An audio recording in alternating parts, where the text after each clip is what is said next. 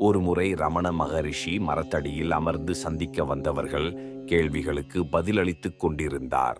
அவரை தரிசிக்க வந்த ஒரு வெளிநாட்டு அன்பர் காலை மடித்து, நம்மை போல் கீழே உட்கார முடியாததால் வேகமாகச் சென்று வெளியே போட்டிருந்த ஒரு நாற்காலியை எடுத்துக்கொண்டு வந்து அதில் உட்கார்ந்து கொண்டார். ரமணரை விட உயரமான இடத்தில் அவர் அமர்வது ஆசிரம நிர்வாகிகளுக்கு பிடிக்கவில்லை. அவர்கள் அந்த மனிதரிடம் ஏதோ சொல்ல அவர் வெளியேறிவிட்டார்.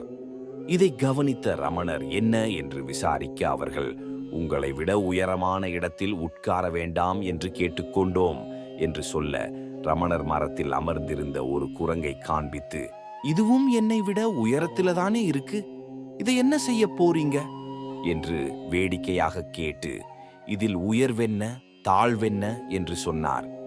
மகான்களின் வாழ்க்கை முறையே நமக்கு பாடம்தான். தாழ்ச்சி உயர்ச்சி சொல்லல் பாவம். முண்டாசு கவியின் கோபம் ஞாபகத்திற்கு வருகிறது. அருணாச்சலேஸ்வரா.